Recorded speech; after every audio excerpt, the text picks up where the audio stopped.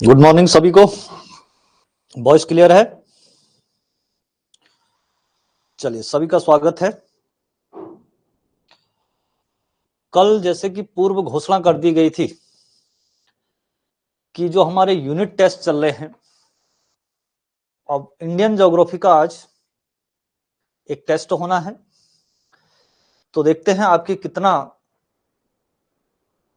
पढ़ लिया है और आप कहां पर स्टैंड अभी कर रहे हैं, और उसी के हिसाब से आप क्या करेंगे, अपनी रणनीति को भी क्या करेंगे, आगे पिकअप करेंगे। क्योंकि ऑप्शनल का भी बहुत बड़ा योगदान है सिलेक्शन के लिए, लेकिन उसके पीछे अब थोड़ा सा दूसरे पक्ष की तरफ को भी जाएंगे आप लोग। वो आपका स्क्रीनिंग भी बहुत ज्यादा इंपॉर्टेंट होगा। जब स्क्रीनिंग निकलेगा तभी जाके आप जो है ऑप्शनल भी देंगे। लेकिन एक तरफ से आपका प्रयास रहना चाहिए हमेशा ही कि ऑप्शनल रेडी रहे, बिना ऑप्शनल के सिलेक्शन भी नहीं होगा। स्क्रीनिंग एक तो छटनी है, लेकिन वो छटनी में भी क्या आ जाती है, आपकी समस्या हो जाती है। उस समस्या से बचने के लिए आपके पास है कुछ प्रश्न, ज्योग्राफी के पूरे का पूरा आपका जो है स्क्रीनिंग में पूछा जाएगा, 5-7 प्रश्न, और प्लस इन्वायरमेंट के प्रश्न भी पूछने की संभावना बढ़ेगी। और साथ ही साथ उत्तराखंड का एक ज्योग्राफी वाला पोर्शन है, तो उत्तराखंड के सेपरेट क्वेश्चन वहां 30 क्वेश्चन दे रखे हैं, तो 30 में से 10 क्वेश्चन करीब उत्तराखंड के वहां से भी आते हैं। तो इस ऑप्शनल ज्योग्राफी से आपके करीब स्क्रीन में ही 25 क्वेश्चन का दायरा बन रहा है, तो उसी की जो है आपको क्या करना चाहिए, प्रयास भी करना चाहिए। तो अब हम शुरू करते हैं, आपका समय जो है वेस्ट ना करते हुए, क्योंकि क्वेश्चन थोड़ा सा ज्यादा है और समय 1 घंटा ही है आपके पास। तो 1 घंटे में आपको 50 क्वेश्चन है, तो 50 क्वेश्चन को आप क्या करेंगे, उसको सॉल्व करेंगे। तो बिना देरी करे हुए सीधे प्रश्न में आ रहे हैं। तो पहला प्रश्न सामने है, अब इसका आंसर दीजिए, स्पष्ट करिए थोड़ा सा, और स्पीड थोड़ा सा पकड़ेगा क्योंकि स्पीड की जरूरत होगी आज।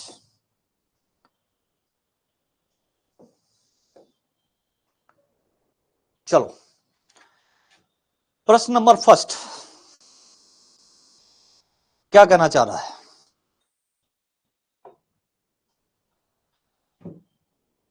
अब जो हमारा स्टार्टिंग का पड़ाव चल रहा था, स्टार्टिंग के पड़ाव में हम क्या कर रहे थे, आपके इजी इजी प्रश्न कर रहे थे, लेकिन एंगल चेंज हो सकता है, और एंगल चेंज होगा तो आपको उस एंगल से भी पेपर के लिए क्या रहना है, तैयार रहना है। तो पहले का आंसर आरती भट्ट का आ चुका है, उनका आंसर है डी। और भी बच्चे जो जुड़े हैं वो भी जल्दी दें, क्योंकि 1 मिनट का समय है एक प्रश्न में आपके पास। थोड़ा सा स्पीड तेज करिए और समझते हुए आंसर दीजिए। हाँ, रूहानी बिस्ट का आंसर आ रहा है ए, और आरती का आया है डी, और अन्य का भी आ चुका है। हाँ, कभी ए कर रहे हैं, कभी डी, आंसर एक ही माना जाएगा। इस चीज को आप प्रैक्टिस कर लीजिए। वहां गोला जब भरेंगे तो उस समय जो है, जब गोला भर दिया गया है तो फिर वही होगा।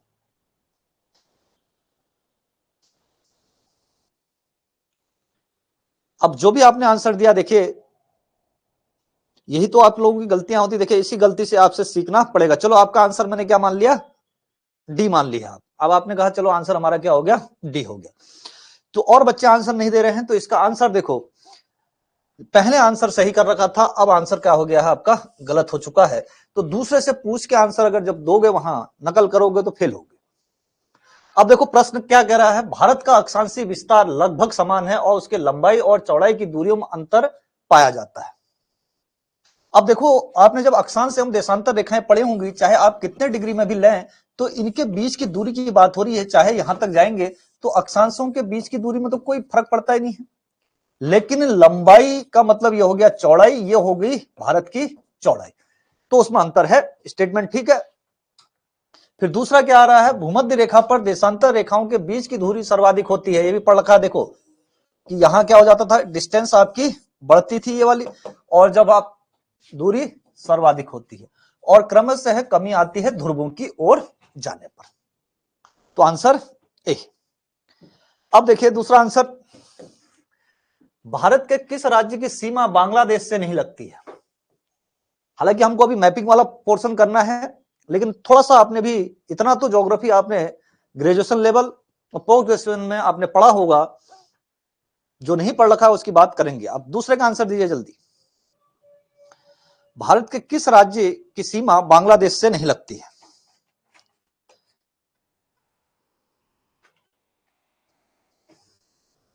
हाँ, ये आंसर सभी का ठीक है, क्योंकि मणिपुर आपको जो है ईस्ट में दिखाई देता है, तो मणिपुर की सीमा नहीं लगती है। बिल्कुल राइट आंसर है सभी का। अब आ जाओ प्रश्न नंबर 3। यदि भारतीय मानक समय को, प्रश्न को समझेगा, भारतीय मानक समय को निर्धारित करने वाली देशांतर रेखा को प्रधान देशांतर का दर्जा दिया जाए तो अंतरराष्ट्रीय तिथि रेखा का देशांतर क्या होगा? बहुत ही बढ़िया क्वेश्चन बना हुआ, मजा आ गया क्वेश्चन। अब दीजिए इसका आंसर 3 का।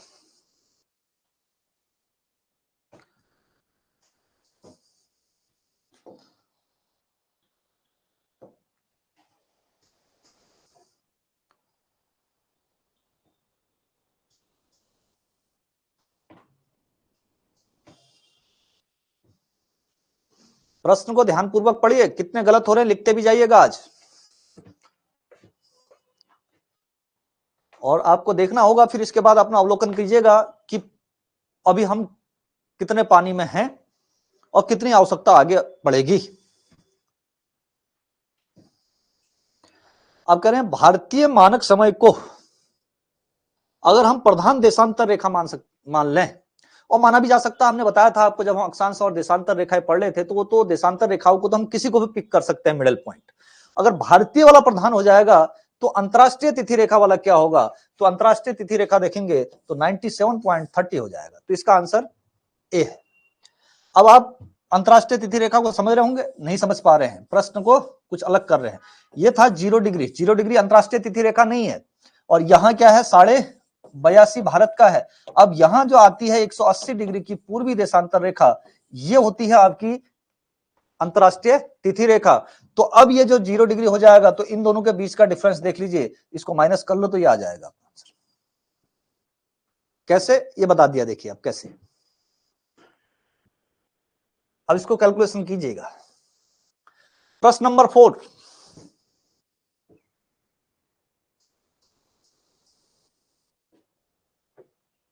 हाँ अब सोचा था उससे नहीं, आंसर जो देना है सोचने से नहीं होता, आंसर जो लगा दिया आंसर वही होगा। चलिए नेक्स्ट, प्रश्न नंबर 4। भारत में विद्यमान निम्नलिखित भूवैज्ञानिक संरचनाओं का प्राचीनतम से नवीनतम की ओर को क्रम लगाइए। ये बहुत अच्छे से पढ़ा था, जल्दी से लगा दो इसका। हाँ, इसका आंसर आपने बहुत तीव्र भी दे दिया और राइट आंसर भी है। वो हो गया आपका क्या, पहली धारवाड़ संरचना होती है, फिर कुडप्पा, फिर विंध्यन, फिर गोंडवाना, फिर इसके बाद दक्कन ट्रैप आती है। अनदर 5th, भारत में प्री कैम्ब्रियन चट्टानों के संबंध में निम्नलिखित में से कौन सा तथ्य, प्रश्न को पकड़ेगा आप, यहां आ रहा है असत्य है, का मतलब क्या है, आपको फॉल्स बताना है। हाँ पंकज, भोलेनाथ, रुहानी, सबका आंसर सही था, पहला वाला सही आंसर दिए हैं। अब इसको दो 5th आंसर, भारत में प्री कैम्ब्रियन चट्टानों के संदर्भ में निम्नलिखित में से कौन सा तथ्य असत्य है?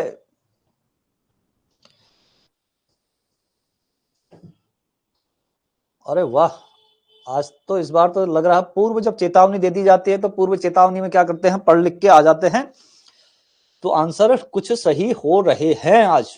तो इसका मतलब बहुत बढ़िया प्रयास है, ऐसा होना भी चाहिए। तो देखो और लोग भी दे, और लोग नहीं समझ पा रहे हैं, या एक सी देगा तो फिर सभी सी शुरू कर दे रहे हैं, ऐसा मत कीजिए, आप भी अपना विचार कीजिए क्या कहना चाह रहा हूं।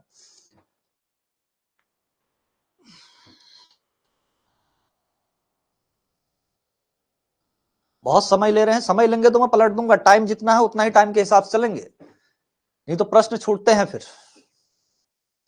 2 का ही आंसर आया अभी, सी कह रहे हैं।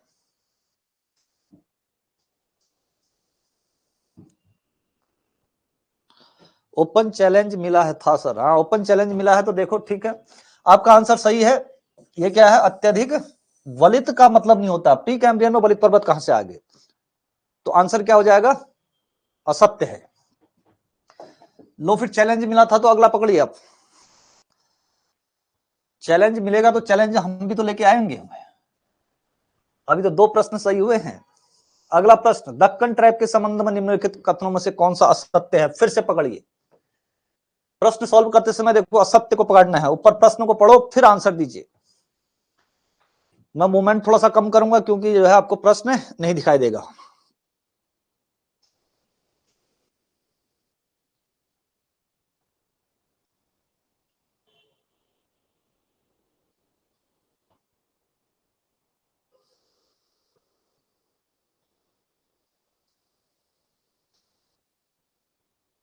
बहुत जल्दी आंसर दीजिए, ये तो बहुत सोचने वाला हो गया। 6 का डी कह रहे हैं।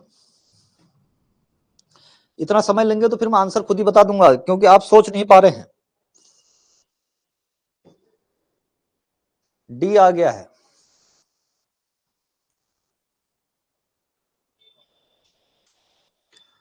आंसर डी आ रहा है अभी तक।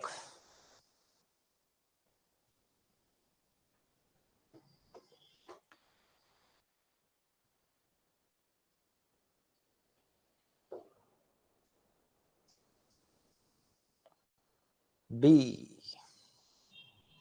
डी। चलो, बहुत लेट सोच रहे हैं। अगर इस प्रश्न को देखें तो बैसाल्ट तो उसमें होता ही होता है, ज्वालामुखी क्रिया था ही था। और क्रिटेशियस काल में भी हमने क्या कहा था, हुआ है। असत्य बताना है। एक दरारी उद्भेदन है। ओनली यहां पर दरारी उद्भेदन नहीं, यहां पर थोड़े बहुत जगह में आपका केंद्रीय उद्गार भी हुआ है।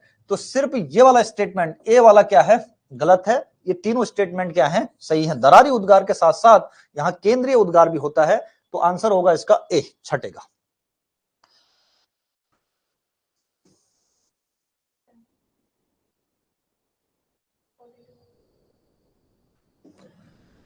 प्रश्न नंबर 7,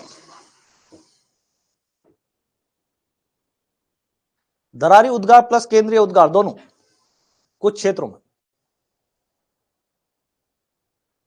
प्रश्न नंबर 7 आइए, 7th।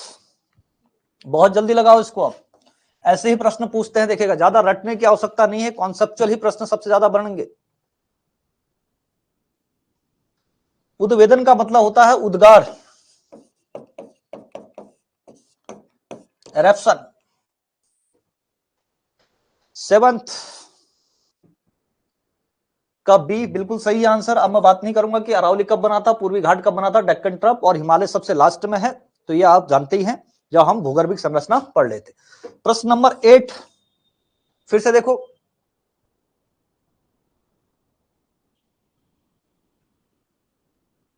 हाँ, आरती करी थी कि ओपन चैलेंज मिल रहा है, बी आंसर दे रही थी। देख लीजिएगा कितने सही हैं आप। 8th, हिमालय की पर्वत श्रेणी में जो सम्मिलित नहीं है वह है, एकदम सही है, काराकोरम। किसका पार्ट था आपका, ट्रांस हिमालय का। नेक्स्ट, अब आपको प्रायद्वीपीय पठार के संबंध में निम्नलिखित में से कौन सा संबंध, फिर से देखिए, सही नहीं है। फिर क्या कह रहे हैं, सही नहीं है। पढ़िए प्रश्न को आप, नंबर भी डाल दीजिए, 9th का ये है करके जल्दी।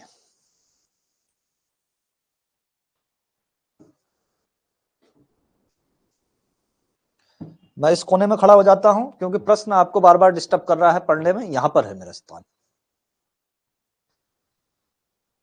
9th का डी आंसर कह रहे हैं रोहानी बिस्ट। और लोग भी दें।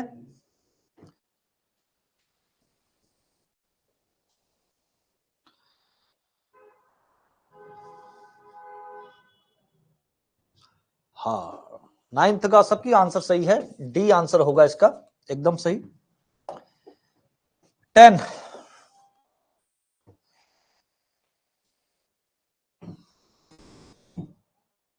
टेंथ का आंसर।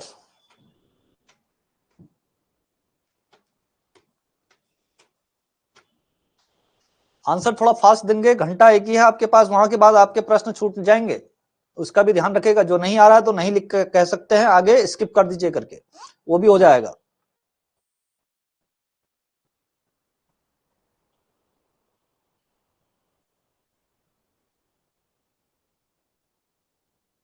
टेंथ का सी।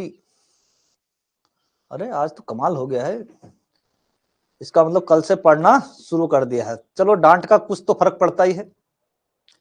टीचर की डांट और माता पिता की डांट जिसको पड़ती है तो वो कामयाब होता ही होता है, डेफिनेटली। बहुत बढ़िया आंसर, सभी का आंसर सही है, सी। इसका मतलब आज चैलेंज में मुझे हराने वाले हैं आप। लग रहा है ऐसा। बहुत बढ़िया। नेक्स्ट 11, और यही मुझे उम्मीद भी है कि ऑप्शनल से जो है रिजल्ट क्या होना चाहिए, कुछ परचम तो लहरना चाहिए, और ऐसे ही मेहनत करेंगे तो डेफिनेटली है कि परचम लहराएंगे। अब नेक्स्ट आओ, पश्चिमी घाट वास्तविक पर्वत नहीं है। फिर दूसरा है, पश्चिमी घाट वर्तमान रूप में उत्पेक्षित पठार का खड़ा पश्चिमी कगार है। 11th, अरे ये तो कमाल कर दिया आज, क्या बात है, पेपर लीक हो गया था क्या कहीं? लग रहा पेपर लीक तो नहीं कर दिया था। ए राइट आंसर बिल्कुल सही है। या तो आप बहुत ज्यादा पढ़ लिए हैं या पेपर लीक हो चुका है, ये मामला लग रहा है मुझे। चलो फिर अगला आओ, स्वतंत्रता से पूर्व अंडमान तथा निकोबार द्वीप समूह को काला पानी के नाम से जाना जाता था। वर्तमान में किस स्थान को सफेद पानी के नाम से जाना जाता है? मैंने तो नहीं किया पेपर लीक। अगर मुझे पेपर लीक ही करना होता तो फिर मुझे टेस्ट क्यों लेना है? 12 का आंसर दीजिए, थोड़ा सा फास्ट कीजिए, 15 मिनट से ज्यादा हो गए हैं, आप 12 आंसर में आए हैं अभी।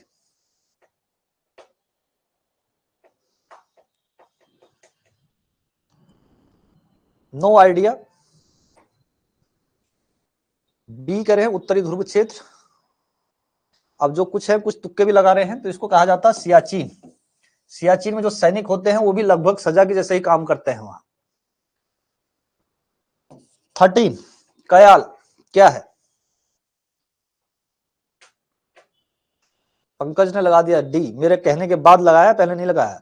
अब जल्दी जल्दी दीजिए, नहीं तो मैं सीधे आंसर लगा रहा हूं, आप लेट कर रहे हैं। बी, हाँ 13 का बी आ गया है। कयाल क्या है? 13 का आंसर आने लग गए हैं वहां, बिल्कुल ठीक है, ठीक है, सभी का ठीक है। केरल के तट पर मिलने वाली लैगून लेक। नेक्स्ट 14, अब यहां देखो, मुख्य सीमांत भ्रंश पृथक करता है। ये बार बार प्रश्न पूछा जाता है, इसको मैंने उठाया इसलिए ताकि आपका सही हो।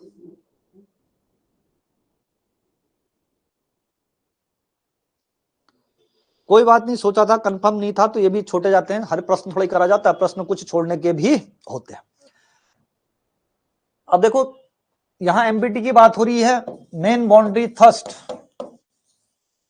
पढ़ चुके हैं आराम से, आंसर दीजिए। हाँ सभी का क्या रहा आंसर? सी, बहुत बढ़िया, मध्य हिमालय और शिवालिक के मध्य होता है। क्वेश्चन नंबर 15, हिमालय के संदर्भ में निम्नलिखित में से कौन सा कथन सही नहीं है? अब 15 में क्या कहना चाह रहा है, फिर से पकड़ेगा, प्रश्नों को सॉल्व करते समय स्टेटमेंट को पकड़ना है, कौन सा सही नहीं है। 15 का आंसर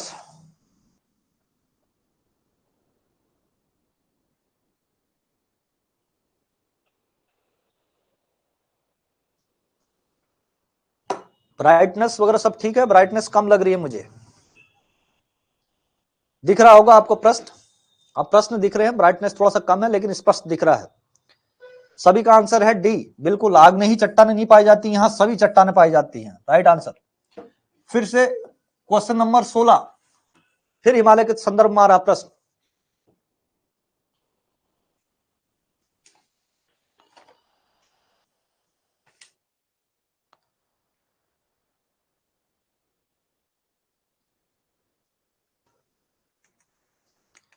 क्वेश्चन 16,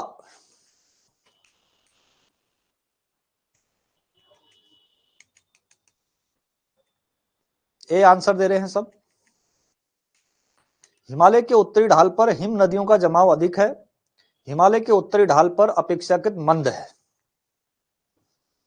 ए, तो ए मान लीजिए, अब आपने कह दिया तो ए आंसर होगा, ए ही आंसर है, बिल्कुल राइट आंसर है।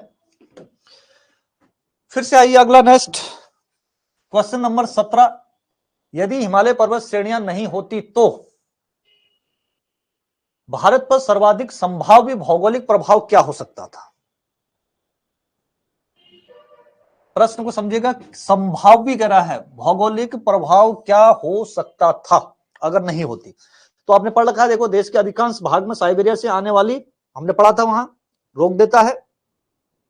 फिर सेकंड, सिंधु गंगा मैदान इतना सुविस्तृत जलोढ़ से वंचित रह जाता। तीसरा, मानसून का प्रतिरूप में भिन्न हो जाता।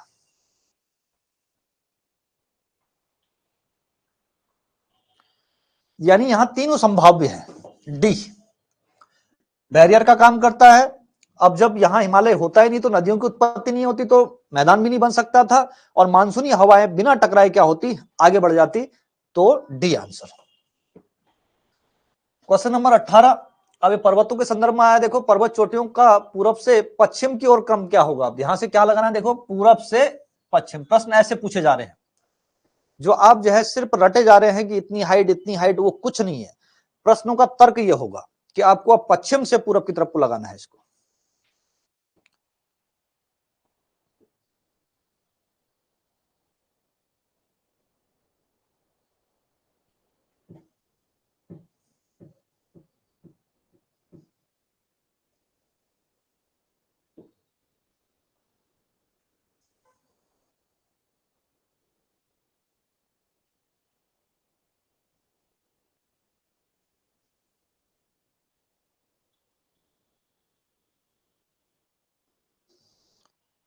सी आंसर आ रहा है,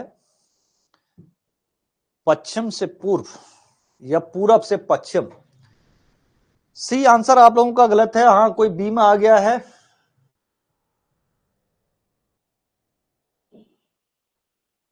पूरब से पश्चिम, ईस्ट टू वेस्ट, यह है सीक्वेंस।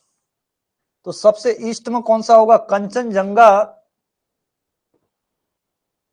अन्नापूर्ण पर्वत कहां है, ये तो हो ही नहीं सकता है। आप यहां जो एवरेस्ट लगा रहे हैं, एवरेस्ट से पहले कंचनजंगा है। तो यहां पर आपके पास दो ऑप्शन जा रहे हैं, या तो डी जा रहा है या एक। ऐसे सॉल्व किए जाते हैं प्रश्न। देखो कंचनजंगा के बाद एवरेस्ट है, कंचनजंगा के बाद एवरेस्ट है। अब यहां देखना पड़ेगा कि अन्नापूर्ण और मकालू। अब मकालू सबसे वेस्ट ईस्ट में है। अब आपको इन दोनों में से देखना है कि अन्नापूर्ण और धौलागिरी। अब धौलागिरी की पहाड़ियां कहां हैं और अन्नापूर्ण की पहाड़ियां कहां हैं, तो ये चीज आपने प्रैक्टिस नहीं कर रखी थी। तो आंसर क्या दिख रहा है अब आपको। तो जो तरीका बता रहा था मैं कि दो ऑप्शन को एलिमिनेट करना होता है, तो ये तो आपको पता है कि ये दोनों आपको याद नहीं है। देखो रटने का एक तरीका भी है। जब हमने पढ़ा था कि यहां माउंट एवरेस्ट है, फिर कंचनजंगा है, तो कंचनजंगा के बाद ही तो एवरेस्ट आएगा। तो ये देखो कंचनजंगा के बाद एवरेस्ट इधर, कंचनजंगा के बाद एवरेस्ट इधर, और मकालू सबसे ईस्ट में है। और धौलागिरी श्रेणियां कहां हैं, और अन्नापूर्ण कहां है साथ ही में। तो आंसर देखोगे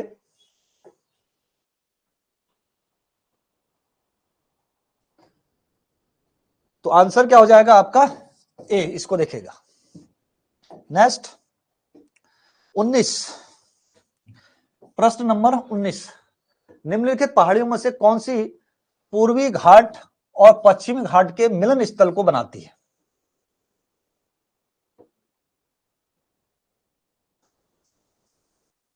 आंसर नंबर 19 का आंसर दीजिए।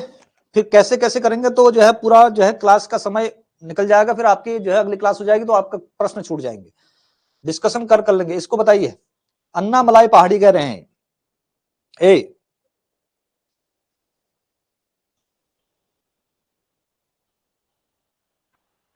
अभी तक सबका आंसर ए आया है, तो 19 का आंसर भी आपका गलत है। विलीगिरी रंगा पहाड़ियां जोड़ती है, जो नीलगिरी से ईस्टर्न की तरफ को जाती है।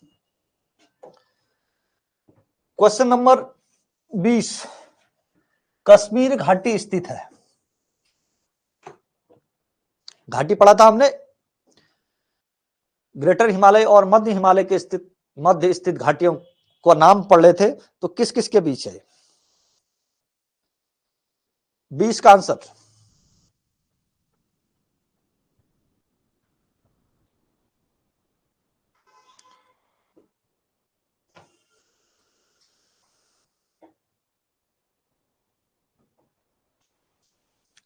हाँ सभी का सही है। पीर पंजाल मध्य हिमालय का नॉर्दर्न एक्सटेंस था, तो हिमालय पर्वत मुख्य हिमालय वाला। क्वेश्चन नंबर 21, गंगा नदी नौगम्य नदी नहीं है। प्रश्न क्या लिखा है? नौगम्य नदी नहीं है। फिर कारण कह रहा है नदी के जल आयतन में अत्यधिक घट बढ़ जाता है। 21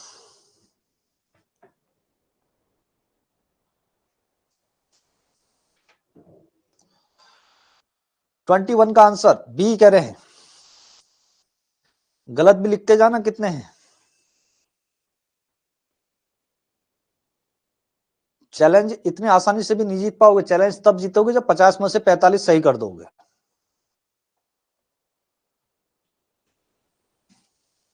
क्वेश्चन नंबर 21 का आंसर है डी।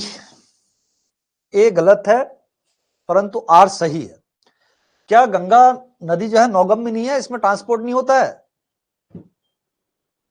कैसे आप कह दे रहे नहीं होगा? तो पहला जो जलमार्ग है वो गंगा नदी में ही है। आंसर डी, नौगम्य है वो। 22 निम्न में से कौन सा कथन असत्य है? फिर से छांटिए आप। क्वेश्चन नंबर 22 नौगम्य मीन्स जहां पर ट्रेड शुरू करते हैं हम। नौगम्य का मतलब यह है जो नाव हाव द्वारा जो है हम चले जाए। और फिर उसके बाद हमने क्या कहा? जलमार्ग जो बन रहे हैं जिससे कि हम जो है छोटे छोटे जहाजों का जो है आंतरिक क्षेत्रों में क्या कर सकते हैं? उनसे ट्रेड कर सकते हैं। क्वेश्चन नंबर 22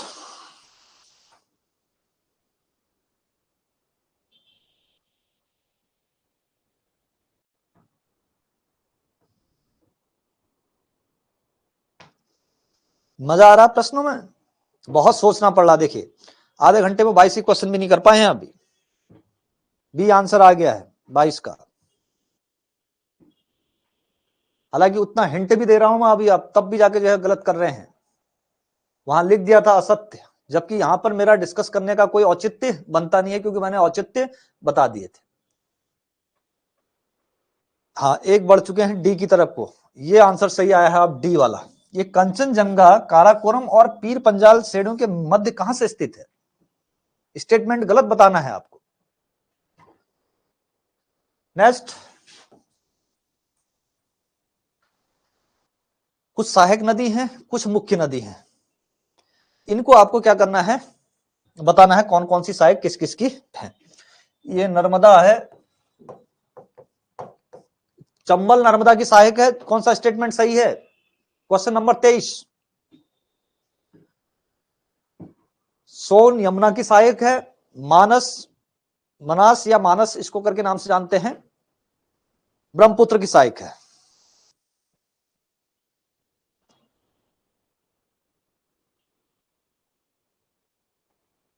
फिर फंस गए लग रहा। फंसना तो नहीं चाहिए इसमें।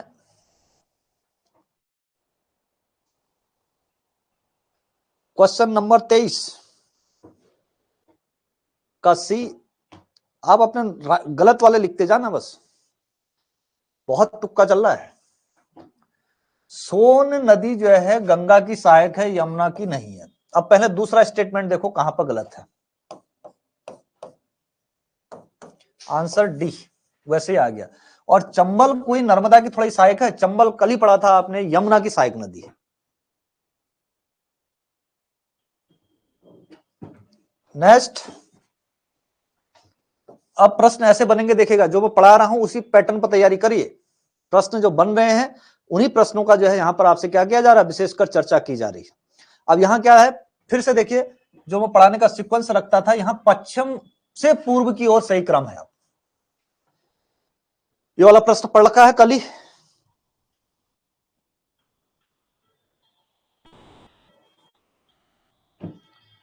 प्रश्न नंबर 24। अब आपने जो भी लिखा था वो छोड़िए, अब आगे बढ़ो, बट आंसर राइट था।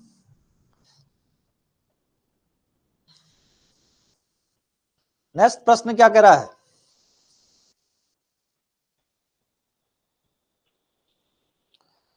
ए कह रहे हैं आंसर। और एक कल ही की या परसों की क्लास में हमने जो है गंगा की सहायक नदियों को पढ़ा हुआ है। अब परसों का ही अगर याद नहीं है तो फिर तो पिछला क्या याद रहा होगा। अब इसके बाद जस्ट जो है वर्ल्ड ज्योग्राफी का पुनः जो है पेपर होगा। अब जहां तक हमने डिस्कस कर लिया, एक तो यूनिट वाइज चल रहे हैं, अब वर्ल्ड ज्योग्राफी को पकड़ेंगे। कि पिछला रिवीजन हो पाया है या नहीं, वो भी जो है जंग नहीं लगना है उनमें। हाँ, अभी तक सभी का आंसर सही है, गंगा, गोमती, घाघर और गंडक। Question number 25। अब फिर से देखिए, अब ये प्रश्न आ गया जो आप कह रहे थे, कुछ लोग कह रहे थे कि कैसे बनाएंगे। अब देखो ये आ गया आपके सामने, जो मैपिंग का भी पार्ट रहता है। क्या है, उत्तर से दक्षिण की ओर जाते हुए नीचे दी गई नदियों का सही अनुक्रमांक कौन सा होगा। अब इसमें प्योर तुक्का लगाने की कोशिश मत करना, नहीं आता है तो उसको छोड़ दीजिएगा। अगर आपने प्रयास कर रखा है तो देख लीजिएगा।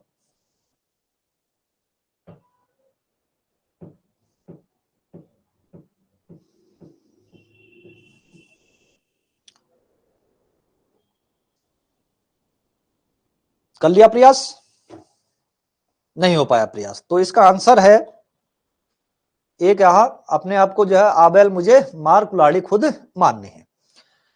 आंसर होगा इसका बी, श्योक, जौस्कर, स्पीति और सतलज।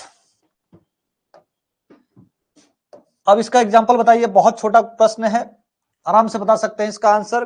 गंगा नदी उदाहरण है, किसका उदाहरण है?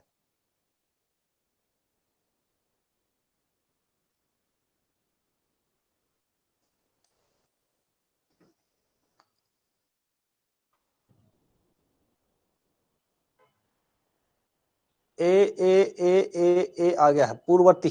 ठीक है, द्वितीय क्रम की है, लेकिन यहां द्वितीय क्रम नहीं लिखा है, तो यहां सीधे आंसर क्या हो जाएगा, पूर्ववर्ती अपवाह। नेक्स्ट, कोपेन के जलवायु वर्गीकरण का अनुसार भारत के किस भाग में लघु गर्म मानसूनी जलवायु पाई जाती है। अब कोपेन के अनुसार क्वेश्चन नंबर 27।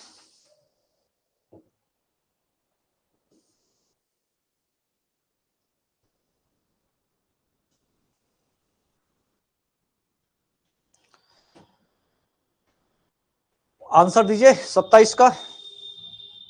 मैं आज इसमें कुछ भी चर्चा नहीं करने वाला हूं, मैंने जो चर्चाएं कर रखी है मैंने चर्चा कर ली है। अगर इसमें कुछ डाउट सेशन आपका निकलेगा किन प्रश्नों का, तो डाउट सेशन क्लास में रखा जाएगा।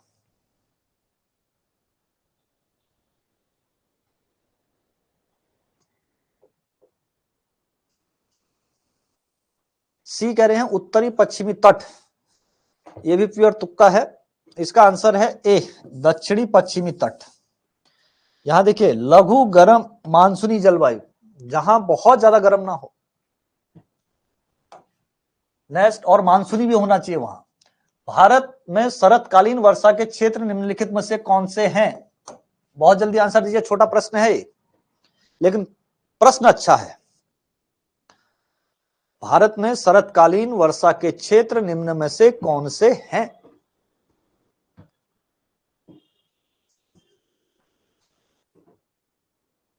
अट्ठाईस का आंसर ए दे रहे हैं, कोई बी दे रहे हैं। रूहानी बिस्ट का आंसर आ रहा है ए, ये पंजाब है। हाँ ठीक है, इसको थोड़ा सा वो कर लीजिएगा, पंजाब।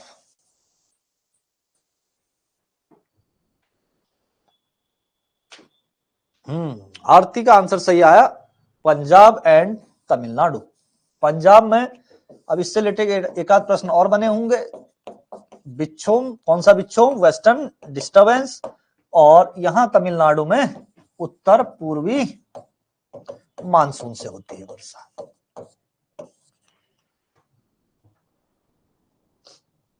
अगली बात समझ में, शीतकाल में जब हम पढ़ रहे थे कि नॉर्थ में भी बारिश होती है, साउथ में भी। साउथ में तमिलनाडु कोरोमंडल वाला क्षेत्र में उत्तर पूर्वी मानसून, और इधर वेस्टर्न डिस्टर्बेंस। नेक्स्ट 29, गंगा मैदान में पूरब पश्चिम वर्षा की वार्षिक मात्रा घटती जाती है क्योंकि।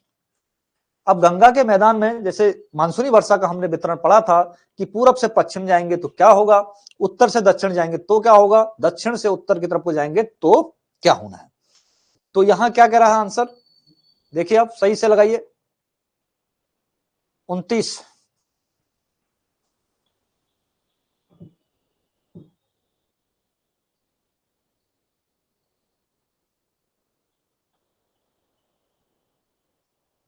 एकदम सही आंसर है कि नमी की मात्रा, नमी जो है, जैसे हम ये इंडिया बना रहे थे तो ये वाली शाखा जो वेस्ट की तरफ को जाएगी तो यहाँ तो आर्द्रता ज्यादा होगी, आगे बढ़ते जाएंगे तो आर्द्रता कम होती जाती है।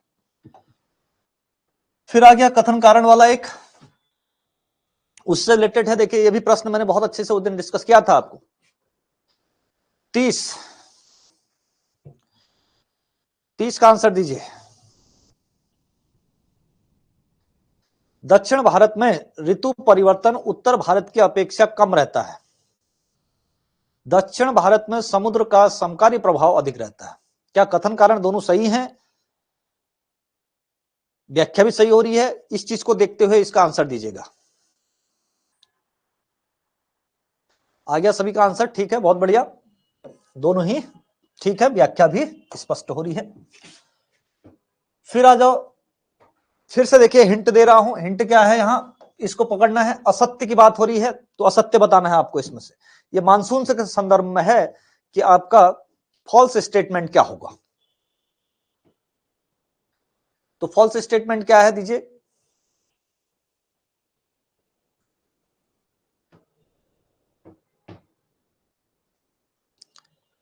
ए कह रहे हैं, सभी का ए आंसर आया है अभी तक। क्वेश्चन नंबर 31 का ए आंसर दे रहे हैं, और भी दीजिए।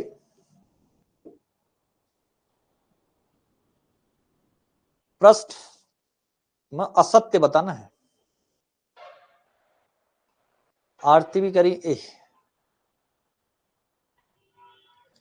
इसको ग्रेट स्ट्रीमिंग का मतलब हुआ जेड स्ट्रीम।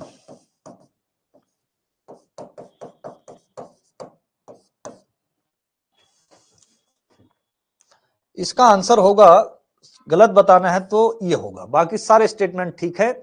यहां क्या होगा, प्रत्यावर्तित मानसून अरब सागर से आर्द्रता ग्रहण करता है, ऐसा नहीं। प्रत्यावर्ती का मतलब है आपका उत्तर पूर्वी है वो बैग जो हो गया, तो फिर आर्द्रता कहां से रहेगी। सी आंसर, हाँ एकदम सही।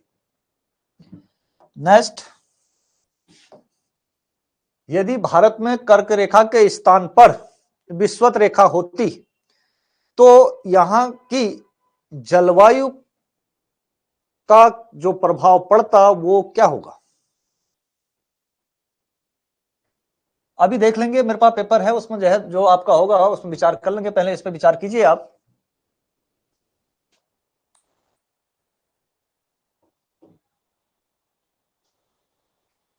अच्छा, 1 मिनट, सही कह रहे हैं। एक बार एक प्रश्न को देख लें इसको। इसमें क्या बताना है, असत्य कथन बताना है। तो प्रत्यावर्ती मानसून वाला राइट में, ओहो ये तो अब गड़बड़ हो जाता है। अब गायब नहीं है यही है। लो आ गया, ठीक आया है, यही था। इस स्टेटमेंट को एक बार सही से पढ़िए फिर से। इस ग्रेड की जगह इसको जेड स्ट्रीम कर दीजिए। और अब देखिए तो थोड़ा सा ये स्टेटमेंट ठीक है। दूसरा क्या है, जेट प्रवाह की पश्चिम शाखा भारत में शीतकालीन चक्रवात लाने में सहायक होता है, ये भी ठीक है, ये भी ठीक है, नीचे आ जाएगा। प्रत्यावर्ती मानसून का मतलब है वापस होता हुआ मानसून अरब सागर से ही आर्द्रता ग्रहण करेगा, ये भी स्टेटमेंट ठीक है। ये आंसर डी वाला ही गलत है, आंसर डी होगा इसमें। पश्चिमी विक्षोभ से उत्तरी पश्चिमी भारत में तो वर्षा होगी, लेकिन तमिलनाडु में वर्षा नहीं। यहां तमिलनाडु में किससे होती है, शीतकालीन मानसून से। ये वाला ठीक है, बिल्कुल एकदम राइट ये वाला आंसर। मैं भी थोड़ा सा प्रत्यावर्ती को अलग समझा था। अब आ जाओ नेक्स्ट में। इस प्रश्न का आंसर दीजिए। यदि भारत में कर्क रेखा के स्थान पर विषुव रेखा होती तो यहां के जलवायु जो प्रभाव पड़ता वो क्या पड़ता।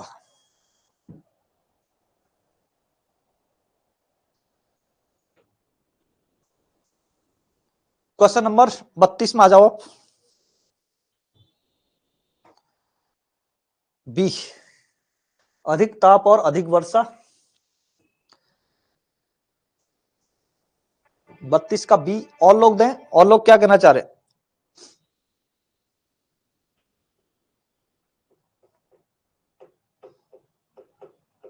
बी आंसर बिल्कुल सही। क्या होगा, अधिक ताप होगी और अधिक वर्षा हो जाएगा। कौन सा वाला, संवहनिक वाला। नेक्स्ट 33, भारत के किस स्थान पर न्यूनतम तापमान माइनस ये और अधिकतम तापमान 25 डिग्री पहुंच जाता है, वो कौन सा स्थान है। 33 का आंसर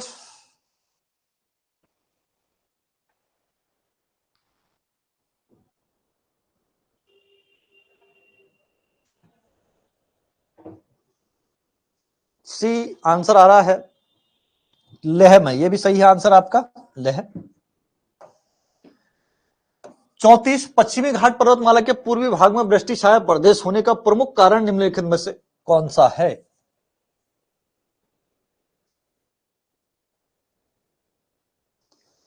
थर्टी फोर 34 में आइए आप। कुछ हल्के प्रश्न भी होंगे, कुछ टफ भी होंगे। 34 क्या कह रहा है आंसर? इसका आंसर नहीं आ पाया अभी, 33 का ही दे रहे हैं सब लोग। 33 का आंसर राइट है आप सभी का।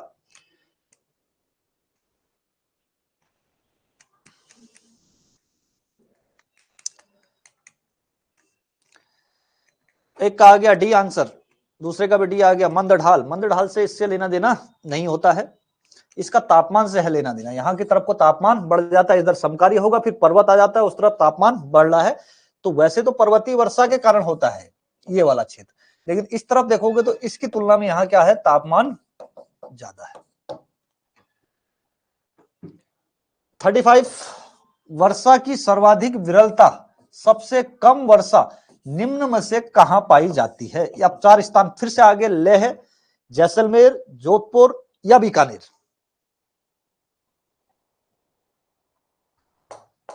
थर्टी फाइव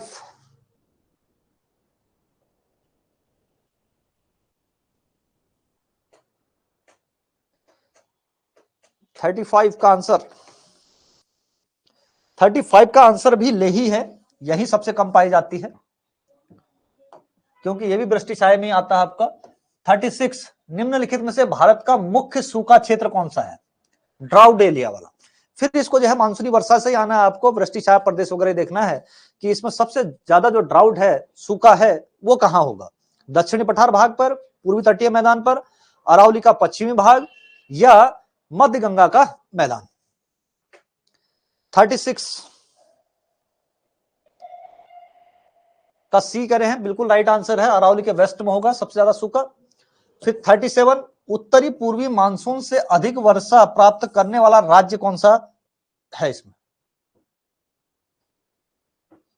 बहुत आसान प्रश्न है, थोड़ा सा पॉज लेके पढ़िए और तुरंत आंसर दीजिए।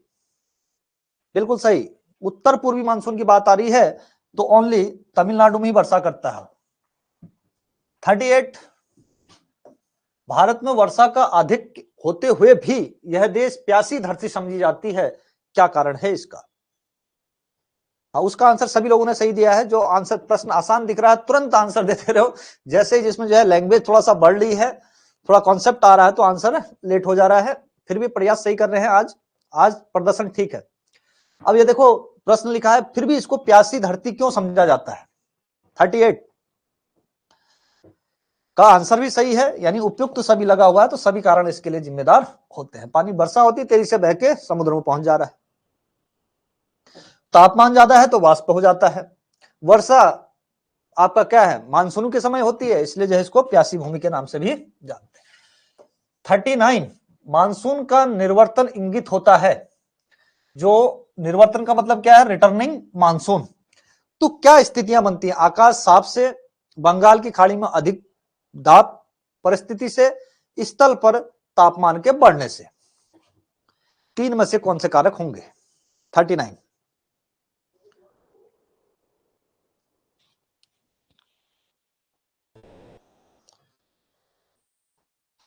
39 का सी आंसर आ गया।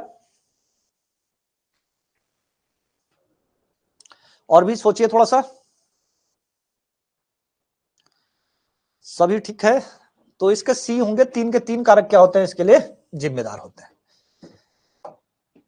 आसमान साफ होगा तो थोड़ा तापमान बढ़ जाता है, कंफ्यूज नहीं होना है। 40 भारत के उत्तरी मैदान में जाड़ों में कुछ वर्षा हो जाती है।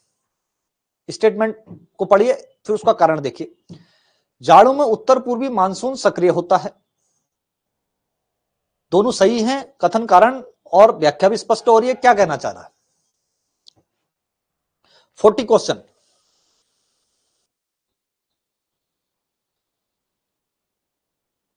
सी ए सही है परंतु आर गलत है कहने चाह रहे हैं। 40 का सी, 40 का सी आंसर आ गया है बहुत लोगों का। और लोगों का क्या है आंसर?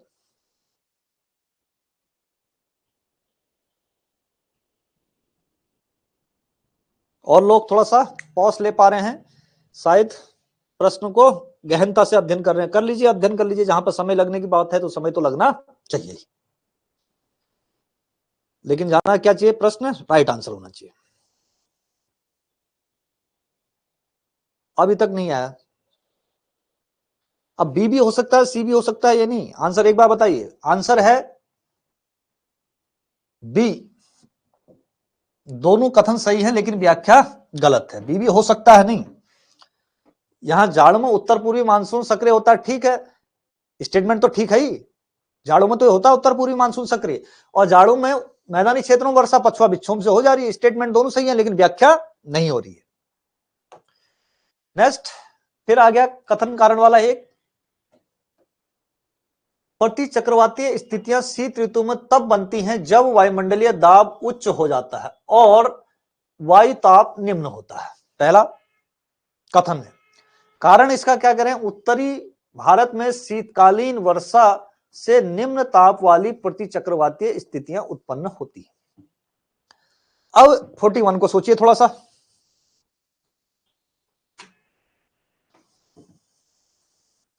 ये प्रश्न बड़ा डायनेमिक होते हैं लेकिन कॉन्सेप्चुअल भी हैं। पहली चीज देखे कथन, क्या ये व्याख्या इससे हो रही है या नहीं। फिर देखेंगे कि सही है या गलत है, वो तो देखेंगे ही।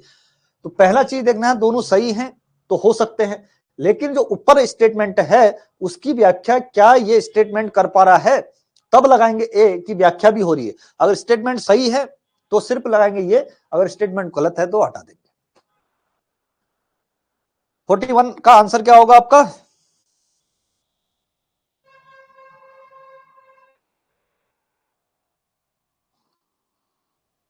फोर्टी वन का आंसर नहीं दे पा रहे हैं तो इसका मतलब मैंने मान लिया सबका आंसर गलत है या आपने उसको अटेम्प्ट नहीं किया।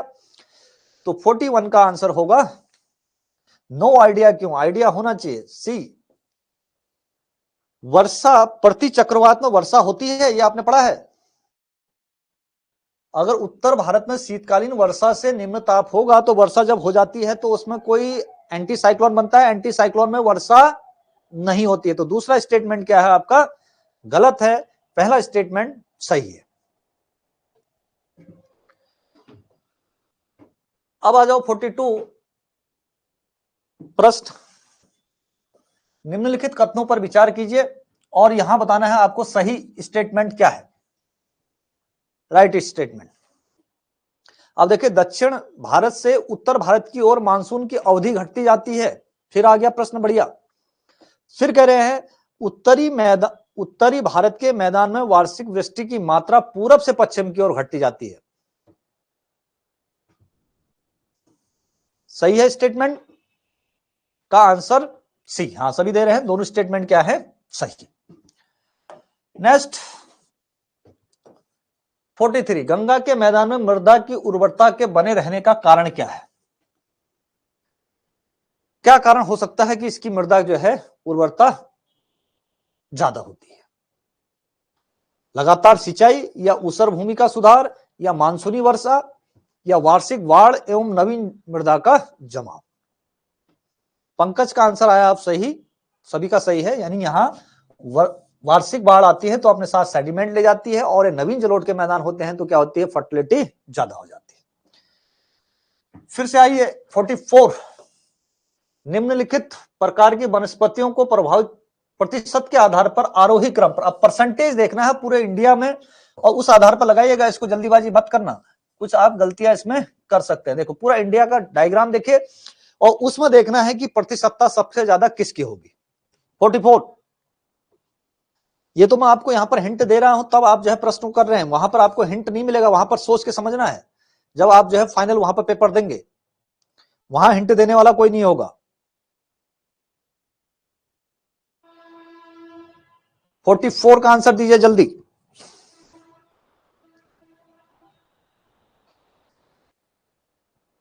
44 का ए आंसर आ रहा है रूहानी का, और डी आ रहा है आरती का, ए आया है भोलेनाथ का, औरों का क्या आ रहा है, डी आ रहा है, औरों का भी डी है, डी है, डी है, D D D D D D. प्रति सप्ताह देखनी है तो इसका आंसर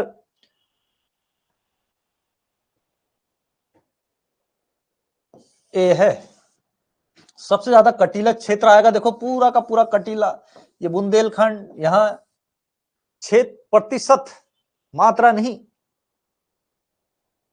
आंसर क्या होगा, ए। फिर 45, लेटेराइट मिट्टी के निर्माण हेतु उदाहरण क्या है इसका। फंसना तो था ही उसमें, डेफिनेटली था, फंसेंगे ही। चलिए, लेटेराइट मिट्टी के निर्माण हेतु उदाहरण ये है, आसान प्रश्न आने शुरू हो गए अब। हाँ, 45 का डी, अपक्षालन और केशिका क्रिया, यानी लीचिंग की क्रिया यहां क्या होती है, ज्यादा। 46 आओ, निम्न में से कौन सा कथन फिर से आ गया कि फॉल्स है स्टेटमेंट। 46,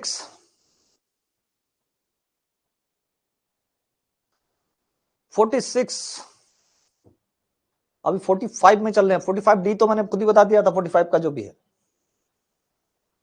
46 बताइए।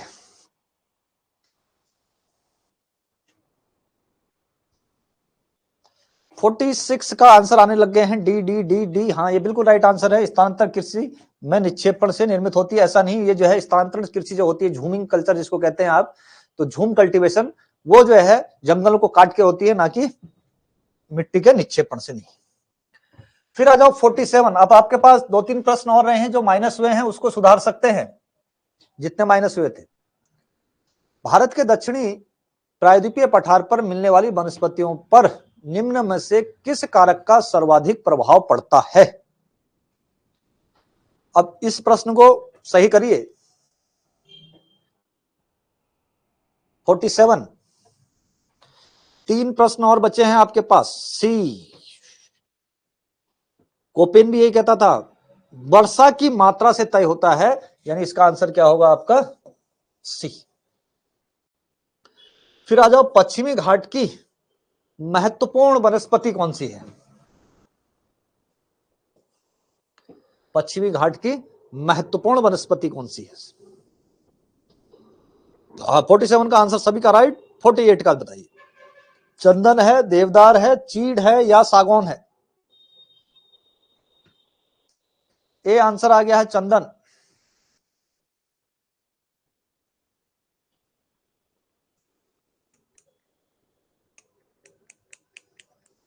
और लोग दें। ए ए ए, कुछ तो नकल भी टाप दे रहे हैं। ए नहीं है, सागौन है, फर्नीचर में इसका ज्यादा प्रयोग होता है। अब आ जाओ 49। उन्होंने कहा उसने ए कर दिया, हम भी ए कर देते हैं। भोजपत्र मिलता है, ये तो आप उत्तराखंड में ही रहते हैं, इसको तो बता दीजिए आप। उत्तराखंड में ही होंगे सब, इसका आंसर बताइए। हिमालय में, हाँ बिल्कुल सही आंसर है इसका, हिमालय। लास्ट प्रश्न, क्योंकि आपका समय एंडिंग होने जा रहा है, अब 1 घंटा कंप्लीट। तो निम्न में से कौन सा वृक्ष समुद्र तल से सर्वाधिक ऊंचाई पर पाया जाता है। चंदन नहीं होना चाहिए, चंदन है वहां, लेकिन उससे ज्यादा सागवान है। लास्ट का आंसर बी लगा रहे हैं। रूहानी बिष्ट का बी है, परिणीता का बी है, भोलेनाथ का ए आया, पंकज का ए आ गया, और परिणीता का भी ए आया। तो जिनके भी बी आंसर थे वो सही हो, बस क्या हो चुके हैं, गलत हो चुके हैं। तो सर्वाधिक ऊंचाई पर जो होता है हाइट के हिसाब से, जो हमने बताया था, देवदार, चीड़ नीचे होता है, चीड़ के ऊपर देवदार जाता है, फिर ओक, वर्च, स्क्रूप फर वगैरह ऊपर की तरफ हो जाता है। तो चीड़ आपका गलत है, हाइट देवदार से ज्यादा होती है। अब हरिद्वार में नहीं दिख रहे होंगे, बी वाले कौन कौन से थे। हाँ, ए वाले तो ठीक हैं, ए वाले कहाँ हैं, यहाँ कुमाऊं की तरफ को हैं, तो उनको जो है हाइट में जो है देवदार दिखता है, चीड़ नीचे होता है, देवदार ऊपर होता है। तो ये था आपका यूनिट वाइज टेस्ट। अब किसी दिन भी रैंडम फिर से करें, ये तो हमने आपको पूर्व चेतावनी दे दी थी कि टेस्ट होगा, रिवीजन करेंगे। और अब जो है आपका क्या होगा, वर्ल्ड ज्योग्राफी का। हाँ, पहाड़ी होने का ये फायदा है आपको। तो चलिए ठीक है, फिर अब जो है टाइम हो चुका है दूसरी क्लास का। तो सागवान है उसका आंसर, जो हमने बता दिया आपको, सागौन, उसको देख लीजिए। राइट आंसर सागौन, चंदन नहीं है। महत्वपूर्ण का मतलब नहीं, वो बहुउपयोगी है चंदन। अब ऐसा थोड़ा है कि पूरा चंदन जो है पश्चिमी घाट में चंदन ही है। तो पश्चिमी घाट में आप देखोगे तो सबसे ज्यादा दिखेगा सागौन। 12 क्वेश्चन रॉन्ग हुए हैं, अब हमें नहीं पता 12 हुए हैं या नहीं, अब वो तो मैंने थोड़ा ही काउंट किया रखा है, आप तो वैसे भी कह दोगे 12 गलत हुए हैं।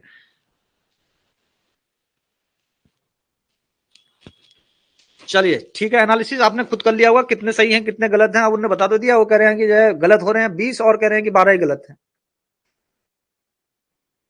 अपने हिसाब से अवलोकन कर तो रखा, लिख रखा तो सही है। चलिए कल मिलते हैं, धन्यवाद। फिर